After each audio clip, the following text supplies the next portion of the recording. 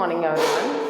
जैसा कि हम लास्ट क्लास में कंटिन्यू कर रहे थे, हेल्थ, हमारे कंसेप्ट ऑफ हेल्थ हमने पढ़े, डायमेंशंस ऑफ हेल्थ हमने पढ़े, मैस्लो हियरार्की नीड्स हमने रीड आउट की। तो उसी टॉपिक को कंटिन्यू करते हुए आज का हमारा टॉपिक है फैक्टर इन्फ्लुएंसिंग हेल्थ। तो लास्ट क्लास से that is our health, concept of health,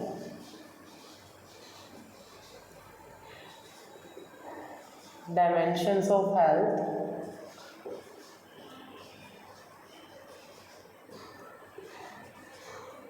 then Maslow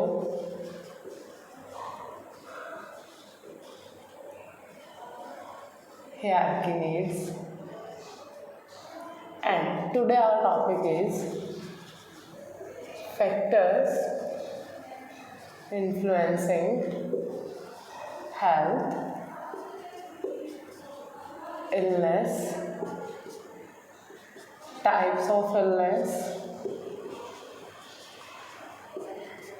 stages of illness,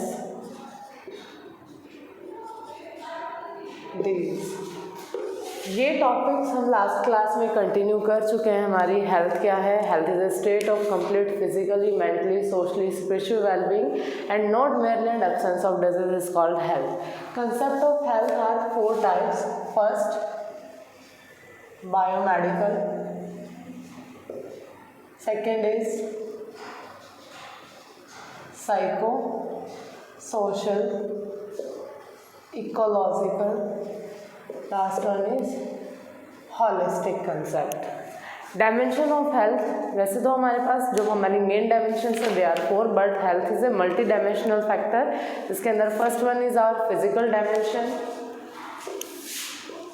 तो हमने रीड आउट किया था physical dimension, mental dimension,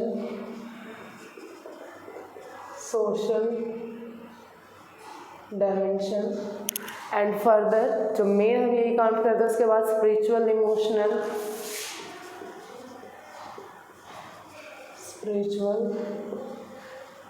dimension, हमारा इमोशनल,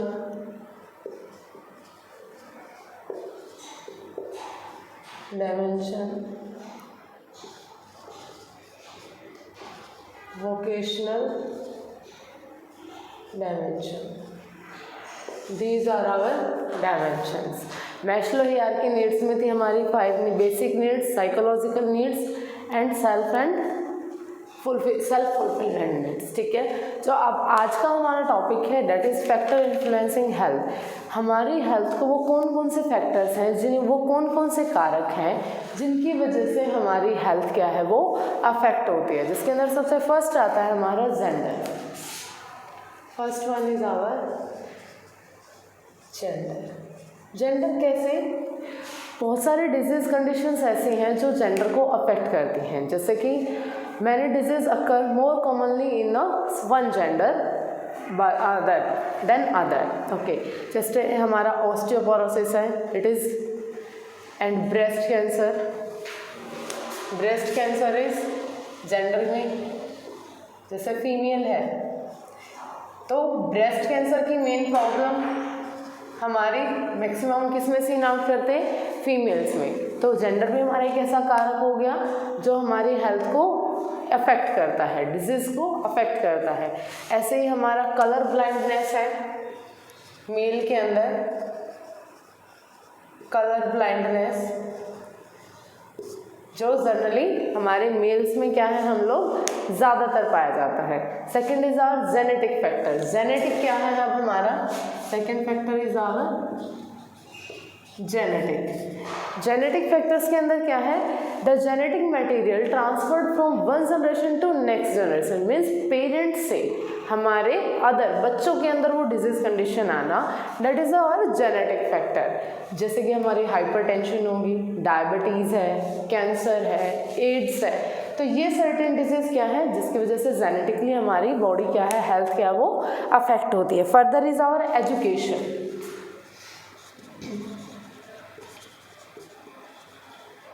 हमारा study knowledge, low education level are linked with poor health, more stress and lower self confidence. जो हमारी health है, ठीक है, एजुकेशन के अंदर क्या है, अगर हमें अच्छी एजुकेशन है तो हम अपनी चीज़ों के साथ कोप अप कर सकते हैं। कोई भी प्रॉब्लम आई तो उसको कॉन्फिडेंसली क्या है डील कर सकते हैं। वो प्रॉब्लम्स के कारण क्या रहे, उसके कॉजेज़ क्या क्या रहे, हम उन चीज़ों के साथ क्या है चीज़ों को कोप अप करके एडजस्टमेंट करके चीज़ों से कवर कर सकते हैं। लेकिन अगर हमें नॉलेज नहीं है, हमें एजुकेशन नहीं है, तो जिसकी वजह से क्या है हमारी माइंड के अंदर स्ट्रेस बढ़ता जाएगा, सेल्फ कॉन्फिडेंस क्या है वो कम है, जिसकी वजह से हम चीज़ों के साथ डील नहीं कर पाएंगे। तो एक एजुकेशन भी है जो हमारे हेल्थ को, हमारे हेल्थ के फैक्टर्स के अंदर हमारी हेल्थ को इन्फ्लुएंस करती है। Next is our nutrition. Obviously किसी भी हेल्दी बॉडी के लिए न्यूट्रिशन मोर नेसेसरी है। हमारी इम्यूनिटी पावर, हमारी न्यूट्रिशन डेफिशिएंसी, हमारी ग्रोथ एंड डेवलपमेंट, वो सब हमारे न्यूट्रिशन इनटेक पर ही डिपेंड करती है। फिर next is our economic condition. Economic condition हम कैसे कंसिडर कर रहे हैं, जनरली जहाँ पे हमारी आर्थिक स्थिति है, ठीक है। न्यूट्रिशन, पोषण, हमारी आर्थिक स्थिति से हमारे पोषण की रिक्वायरमेंट क्या है वो बहुत ज़्यादा क्या करती है, लिंक आउट करती है। अगर हम प्रॉपरली चीज़ों को, हमारी आर्थिक स्थिति उतनी नहीं है, फैमिली लार्ज फैमिली है, स्मॉल फैमिली नहीं है, न्यूक्लियर फैमिली नहीं है, अर्निंग बहुत कम है, तो ऑब्वियसली उनकी न्यूट्रिशन डाइट क्या है वो पुअर होगी, जिसकी वजह से हमारी हेल्थ क्या है वो अफेक्ट होगी। Next is our environmental factors. Environment भी, अब जनरली हम लोग बात करें जो हिली एरियाज़ में पॉपुलेशन रहते हैं या जो ग्राउंडेड एरिया में सारी चीज़ें बहुत ईजिली अवेलेबल हो जाती हैं as compare to other factors में। अगर हम एनवायरनमेंट लेके चलें, साउथ में लेके चलें, राजस्थान का एनवायरनमेंट लेके चलें, तो वहाँ पे पानी को लेके क्राइसिस बहुत है, अदर चीज़ों को, फ्रूट्स को, अनाज को लेके क्राइसिस बहुत है, ठीक है। हिली स्टेशन पे जाए तो वहाँ पे ठंड को लेके क्राइसिस बहुत है, तो जिसकी वजह से क्या है हमारी हेल्थ अफेक्ट करती है। और इन्हीं इन्वायरमेंटल फैक्टर्स की वजह से जब पर्सन किसी एक नॉर्मल इन्वायरमेंट में आता तो वो वहाँ पे भी चीज़ों के साथ डील नहीं कर पाता। उसके साथ साथ हमारी सोशल कल्चर कंडीशंस भी डिपेंड करती हैं। हम किस तरह के समाज में रह रहे हैं, वहाँ की संस्कृति कैसी है, वहाँ का लाइफस्टाइल कैसा है, वहाँ का बिहेवियरल कंडीशंस कैसी हैं, वो सारी चीज़ें भी क्या है हमारे हेल्थ फैक्टर को अफेक्ट करती हैं। हमारी फिजिकल एक्टिविटीज़ कैसी हैं, ऑब्वियसली हम कितने फिजिकली फिट हैं, हम कितनी वर्किंग करते हैं, वो सब चीज़ें। अब जनरली कोई भी पर्सन है जो फिजिकल एक्टिविटी नहीं करता वो बहुत लेज़ी रहता है, और जो पर्सन फिजिकली फिट है, फिजिकली एक्टिविटी करता है, वो हेल्दी काउंट किया जाता है, ठीक है। और हमारी हेल्थ सर्विसेज कैसी हैं, जिस एरिया में हम लोग रह रहे हैं वहाँ पे हमारी हेल्थ सर्विसेज कैसी हैं, वहाँ पे लोगों को मोटिवेशन कितना किया जाता है, सब सेंटर्स हैं, PHCs हैं, कितने तरीके के अदर हेल्थ प्रमोशन को करने के लिए, डिजीज़ को प्रिवेंट करने के लिए जो सप्लाईज या जो रूल्स रेगुलेशंस गवर्नमेंट चलाती है वो वहाँ तक प्रॉपरली सप्लाइड हो रही हैं या नहीं हो रही हैं, ठीक है। अब नेक्स्ट बात करते हैं हम लोग इलनेस क्या है हमारी। अगर कोई भी पर्सन जो डिजीज से फ्री नहीं है, ठीक है, उसको अपने कोई भी फिजिकल एक्टिविटी करते हुए, फिजियोलॉजिकल एक्टिविटी करते हुए या अपने किसी भी डेली रूटीन के काम को करते हुए कहीं पे भी कोई भी डिफ़िकल्टी आ रही है, कोई भी डिसफंक्शनिंग फील हो रही है, तो हम उसको काउंट करते हैं किसके अंदर, इलनेस के अंदर। तो illness is a condition of the body और some part of the body. Illness या तो कंप्लीट बॉडी में होगी या हम बोलते हैं सिर्फ हेडेक है, अदर कोई प्रॉब्लम नहीं है, आप चीज़ें कर रहे हो, बैक पेन है, that is some part of the body, या फिर the body in which functions are disturbed and disarranged. Illness एक ऐसा फैक्टर है जिसमें हमारी बॉडी के कुछ पार्ट की फंक्शनिंग या हमारी बॉडी की फंक्शनिंग क्या है वो डिसअरेंज्ड हो जाती है या डिस्टर्ब्ड हो जाती है। It's count in the illness. हम इसको क्या काउंट करते हैं, इलनेस के अंदर। हमारी body parts and body functionings get disturbed and disarranged is called illness।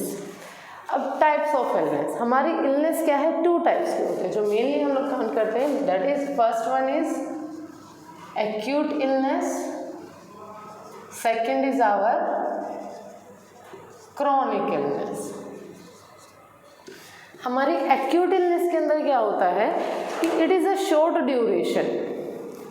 जो एक्यूट इलनेस है वो एक शॉर्ट ड्यूरेशन, एक शॉर्ट टाइम पीरियड के लिए होती है, ठीक है, जिसके अंदर एक्यूटली जो भी हमारे साइन एंड सिम्टम्स वो हमें अचानक से दिखते हैं और सडनली जैसे ही हम ट्रीटमेंट लेते हैं सडनली जो साइन एंड सिम्टम है डिजीज कंडीशन के वो डिसअपियर हो जाते हैं। This is called acute illness. तो एक्यूट एंड क्रॉनिक दोनों का मतलब ही क्या है, सेम है, गंभीर है, लेकिन डिफरेंस इज एक्यूट इलनेस क्या है हमारी वो शॉर्ट ड्यूरेशन के लिए होती है। सडनली एक्यूटली क्या है, साइन एंड सिम्टम एकदम से शो होंगे, रैश होंगे, हाई ग्रेड फीवर हो जाएगा, ठीक है, रनी नोज है, ठीक है, वो क्या होंगे हमारे एक्यूट इलनेस के सिम्टम्स जो एक्यूटली अचानक से हमें हो रहे हैं एंड डिसअपियर सडनली, और फिर धीरे धीरे अचानक से ही वो क्या है डिसअपियर हो जाएंगे, सडन वो कवर अप होकर जाएंगे। जैसे कि जर्नल हमें टाइफाइड फीवर हो गया, फ्लू की कंडीशन है, कोल्ड है, ठीक है, वो किसके अंदर आ गया हमारी एक्यूट इलनेस के अंदर। अब बात करते हैं हम लोग क्रोनिक इलनेस। क्रोनिक इलनेस के अंदर क्या है, chronic illness is more than long period of time. जो क्रोनिक इलनेस है वो एक लंबे टाइम से चली आ रही है, मोर देन 6 मंथ्स, 6 महीने तक, 6 महीने से ज़्यादा, या एक पूरी लाइफ टाइम तक वो चीज़ें साथ में रहना, that is called chronic illness. जिसके अंदर सिम्टम्स क्या है, वो आए तो होंगे वो धीरे धीरे, क्योंकि लंबे टाइम पीरियड से है। हमें डायबिटीज़ हो जाते हैं, शुगर हो जाती है, कभी कभी बॉडी क्या उसको खुद से कवर अप कर लेती है, ठीक है, स्टार्टिंग में बीपी की प्रॉब्लम रहने लगती है तो आप लाइट लेते जाते हो, लेकिन कहीं कहीं वो क्या है वो चीज़ें कंटिन्यू आपके साथ मैनेज कर जाती हैं। एड्स की प्रॉब्लम है, आगे डिजीज कंडीशन, आप ट्रीटमेंट ले रहे हो तो वो सिर्फ कवर अप रहेगी, ट्रीट नहीं हो रही है, एक लंबे टाइम पीरियड तक आपके साथ है। ट्यूबरक्लोसिस की कंडीशन है, पूरा 6 मंथ्स का कोर्स है, but we are not sure कि वो इन फ्यूचर आपको नहीं होगी, राइट। तो वो क्या होगी हमारी क्रोनिक इलनेस के अंदर। तो acute illness and chronic illness में क्या डिफरेंसेस हैं, जो हमारी एक्यूट इलनेस है वो एक शॉर्ट टाइम पीरियड के लिए है, जो हमारी क्रोनिक इलनेस है वो क्या है हमारे लॉन्ग टाइम पीरियड के लिए डिजीज है, जैसे कि 6 मंथ्स और more than till the life time, ठीक है। एक्यूटली डिजीज के अंदर sign and symptoms acutely appear होते हैं और सडनली डिसअपियर हो जाते हैं, लेकिन क्रॉनिक इलनेस के अंदर क्या है लाइफ टाइम तक सिम्टम्स क्या है बने रहते हैं। जैसे कि एक्यूट इलनेस होगी हमारी फ्लू, फीवर, ठीक है, कोल्ड, ये हमारी एक्यूट इलनेस है, जबकि क्रॉनिक इलनेस के अंदर हमारा हो गया cancer, diabetes mellitus, hypertension, AIDS, these are our chronic illness. अब बात आती है स्टेजेस ऑफ इलनेस की। Stages of illness, stages of illness के अंदर क्या है, सबसे फर्स्ट है stage of denial, stage of denial. Next one is stage of acceptance, stage of acceptance, and last one is our stage of recovery, stage of recovery, stage of denial, acceptance and recovery। अब इसके बीच में हमारे पास generally हम सब ने death के times पे पढ़ा है डाबडा, ठीक है। अब स्टेज ऑफ डिनाइल चीज़ों के लिए मना करना, कोई भी साइन सिम्टम ऐसे अपीयर हो रहा है, चीज़ें हैं हम डायग्नोस नहीं करते तो हम लोग लेके चलते हैं कि इट्स जर्नल, ओके, हम चीज़ों को एक्सेप्ट नहीं करते, उन चीज़ों से मना कर देते ये चीज़ मेरे साथ नहीं हो सकती, that is denial. Stage of acceptance, acceptance के अंदर क्या होता है कि हम चीज़ों को एक्सेप्ट करते हैं और हम उसके लिए ट्रीटमेंट फॉलो करते हैं, this is stage of acceptance. Stage of recovery, जिसके अंदर हम रिकवर कर रहे हैं और अपने नॉर्मल रोल्स एंड फंक्शनिंग को दोबारा से प्ले कर रहे हो, किसके अंदर आता है स्टेज ऑफ रिकवरी के अंदर। अब हमारी बात आती है स्टेजेस ऑफ इलनेस के अंदर हमारे मेन 5 स्टेप आते हैं। First one is go for the symptom experience, symptom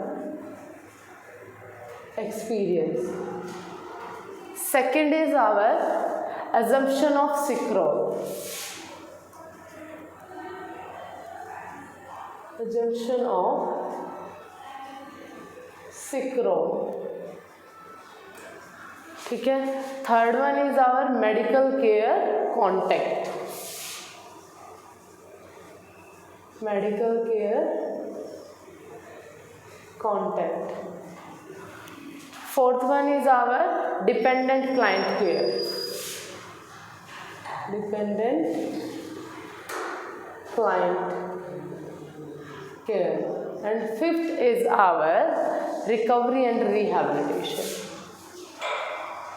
Recovery and rehabilitation. ये हमारे क्या है, इलनेस बिहेवियर के अंदर count. These are our illness behaviour. सबसे फर्स्ट क्या है हमारा सिम्टम एक्सपीरियंस. सबसे फर्स्ट अगर समथिंग इज़ रॉन्ग, हमारी बॉडी के अंदर कुछ भी हो रहा है, बट मान लो हमें हेडेक हुआ, हमें स्पाइन पेन हुआ, हमें जनरली डिजीनेस फील हो रही है, तो हम लोग लेते हैं मे बी रेस्ट की प्रॉब्लम रही होगी. हम उन चीज़ों को क्या है डिनाई करते हैं, हम चीज़ों को डायग्नोज नहीं कर पाते. That is our symptom experience. जहाँ पे हम चीज़ों को डायग्नोसिस नहीं कर पाते हैं, लेकिन एक लिटिल फिजिकल चेंजेस क्या है, कुछ अवेयरनेस हमारे अंदर हो रही है, हम लोग फाइंड आउट करते कुछ भी कहीं ना कहीं फिजियोलॉजिकल या कहीं ना कहीं फिजिकल चेंजेस हम लोग फील करें, लेकिन हम चीज़ों को डायग्नोज नहीं कर पा रहे. These are our symptom experience. ठीक है. Second one is our assumption of sick role. जब ये सिम्टम एक्सपीरियंस ज़्यादा बढ़ जाते हैं और हम चीज़ों को सडन क्या है डायग्नोज नहीं कर, यहाँ पे डायग्नोज नहीं कर पाते, लेकिन वो सिम्टम्स जब बढ़ेंगे तो हम क्या एग्जप्शन करने लगते हैं. हमें लगता है कि हमें नहीं कुछ प्रॉब्लम हो रही. जनरली किसी मच्छर ने काट लिया, रेडनेस होगी, तो ऐसा तो नहीं हम उसको डिजीज कंडीशन के अंदर काउंट करते हैं या डायग्नोज के अंदर काउंट करते हैं. नहीं, हम लोग journal, okay it's journal, but वही सेम चीज़ आपके होल बॉडी में रैश आने स्टार्ट हो जाए या सिम्टम्स ज़्यादा बढ़ने स्टार्ट हो जाए, तो क्लाइंट एज्यूम करता है एक सिक रोल. तो क्लाइंट को लगता है ही इज़ अ सिक, उसको कुछ प्रॉब्लम हो रही है. उसके बाद मेडिकल केयर कॉन्टैक्ट. जैसे पेशेंट को डायग्नोज हुआ कि वो बीमार है, उसको कोई डिजीज कंडीशन हो रही है, कोई रैशेस है, कोई लम्प्स है, कोई एलर्जिक रिएक्शन है या अदर कोई मेजर फिजिकल या फिजियोलॉजिकल चेंजेस उसको फील हो रहे हैं, तो वो मेडिकल केयर को कॉन्टैक्ट करता है. और मेडिकल केयर को कॉन्टैक्ट जब करता है, that is in the stage of the acceptance, कि वहाँ पर वो चीज़ों को एक्सेप्ट कर रहा है कि उसको फर्दर कोई प्रॉब्लम हो रही है, और वो हेल्थ केयर सर्विसेज के अंदर और सीकिंग प्रोफेशनल्स को ही फाइंड आउट करके उनसे ट्रीटमेंट को फॉलो करता है. Dependent client care. इवन वो इतना क्यूरियस हो जाता है इलनेस और सीकिंग ट्रीटमेंट के दौरान, वो कोई भी चीज़ करना चाहता है तो वो सब कुछ इंडिविजुअल जो प्रोफेशनल इंडिविजुअल्स हैं वो उन पर डिपेंडेंट होकर चीज़ों को फॉलो अप करता है, बिकॉज ऑफ कि उसको फटाफट से रिकवर होना है रिहैबिलिटेशन के अंदर. That is our dependent client care. And last one is recovery and rehabilitation. Recovery is the final stage of the illness.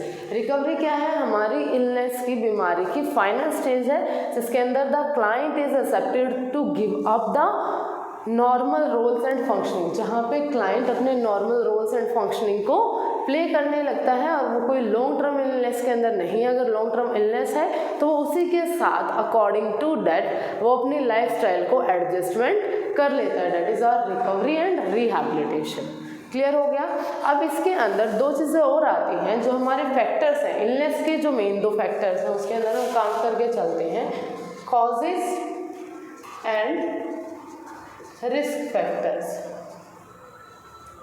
जो हमारे कॉजेज हैं, कारण है. Causes is defined as something which is has an affect. Cause क्या है कि कोई भी ऐसी कारण, रीज़न, बेसिक रीज़न जिसकी वजह से हमें वो बीमारी हुई है. जैसे हमारी इम्यूनिटी कम हो, हमारी हेल्थ अच्छी ना हो, कि कोई माइक्रो ऑर्गेनिज्म हमारी बॉडी के अंदर एंटर कर गया हो, किसी इन्फेक्टेड पर्सन के कांटेक्ट में हम आए हो, दैट इज़ आवर कॉज.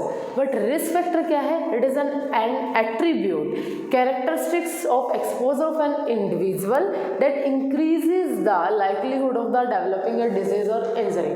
कुछ ऐसे सर्टेन फैक्टर्स कि अगर हम उनके रीजंस में या उनके अकॉर्डिंगली एट्रीब्यूट्स करते हैं तो हमें वो डिजीज कंडीशन बढ़ने के ज़्यादा चांसेस हो जाते हैं. फॉर एग्जांपल जैसे कोरोना आया तो हमने सबसे फर्स्ट हमने गैदर्ड किया कि जो भी हमारे अबव 60 ईयर्स के एज पर्सन है और जो बिलो 10 ईयर तक की एज के बच्चे हैं उनको सबको घर पे रखो, उनको बाहर मत निकलने दो.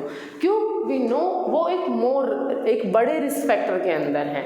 ठीक है, जहाँ पे वो चीज़ों को डील नहीं कर पाएंगे. एज्ड पर्सन्स की इम्यूनिटी क्या है, उतनी ज़्यादा स्ट्रॉन्ग नहीं है, और छोटे बच्चे भी उतनी ज़्यादा हाई ग्रेड फीवर और चीज़ों को डील नहीं कर पाएंगे, तो वो क्या होंगे हमारे रिस्क फैक्टर। तो रिस्क फैक्टर के अंदर जो हमारे फैक्टर्स आएंगे, जैसे कॉजेज आए हमारी इम्यूनिटी होगी, माइक्रो ऑर्गेनिजम्स हो गए हमारी पुअर हेल्थ होगी, वो सब हमारे हो गए कॉजेज। लेकिन रिस्क फैक्टर्स के अंदर आएंगे हमारे जेनेटिक फैक्टर कि हेरिडिटरी हमें वो डिजीज कंडीशन मिली हो, ठीक है, हमारी एज, हमारे फिजियोलॉजिकल फैक्टर्स कैसे हैं, हमारा एनवायरनमेंट कैसा है, हमारा लाइफस्टाइल कैसे है, हमारी लाइफ हैबिट्स कैसी हैं, वो सब किसके अंदर आएंगे, हमारी रिस्क फैक्टर के अंदर, ठीक है। तो यहाँ पे हमारा क्या है, हेल्थ एंड इलनेस का टॉपिक यहाँ पे कंप्लीट होता है। नेक्स्ट क्लास में फिर से मिलेंगे न्यू टॉपिक के साथ। Thank you everyone. इस वीडियो को लाइक करें, हमारे चैनल को सब्सक्राइब कर बेल आइकन जरूर प्रेस करें।